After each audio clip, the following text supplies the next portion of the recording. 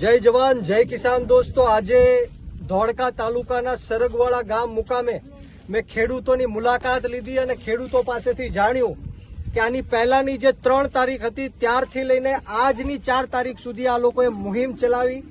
છેલ્લા 7 દિવસથી આ લોકો આંદોલન કરી રહ્યા છે, છતાં પણ આ સરકાર એમનો અવાજ સાંભળતી નથી। જે રીતના એમના ખેતરની અંદર જે 1.5 થી 2 કરોડ રૂપિયાનો વીઘો છે એમાં સહમતિ વગર ખેડૂતોની એક પણ જાતના રૂપિયાનું વળતર આપ્યા વગર એમની નીચેથી ગેસ લાઈન પસાર કરવાનું જે આ સરકાર કામ કરી રહી છે એના વિરુદ્ધમાં આજે સમગ્ર 10 ગામના ખેડૂતો ભેગા થયા છે અને આજથી હું જાહેર કરું છું કે આવતીકાલે હું પોતે એટલે કે બ્રિજરાજ સોલંકી તમારા ખેડૂતોની સાથે આંદોલન ઉપર બેઠવા માટે આવે છે। તમારે કોઈ ડરવાની કે ગભરાવાની જરૂર નથી।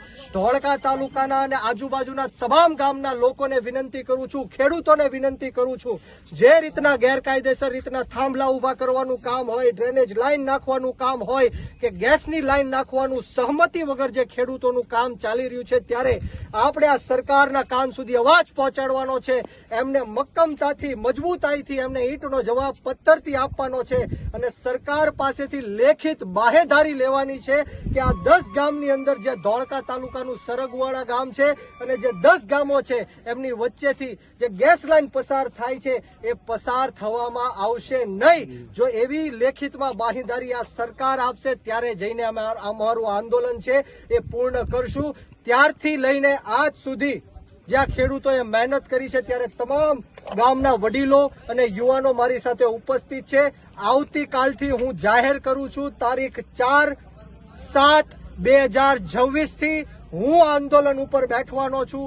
જ્યાં સુધી આ સરગવાળા ગામ અને 10 ગામના ખેડૂતોને ન્યાય નહીં મળે ત્યાં સુધી એક બિન રાજકીય આંદોલન હું ધોળકા તાલુકાના સરગવાળા ગામ ખાતે બેઠવાનો છું। હજારોની સંખ્યામાં લોકો આવવાના છે અને જ્યાં સુધી સરકાર ઝૂકશે નહીં ત્યાં સુધી અમે આંદોલન શરૂ રાખવાના છીએ। જય હિન્દ, જય ભારત, જય જય ગુજરાત, બોલો જય જવાન, જય કિસાન।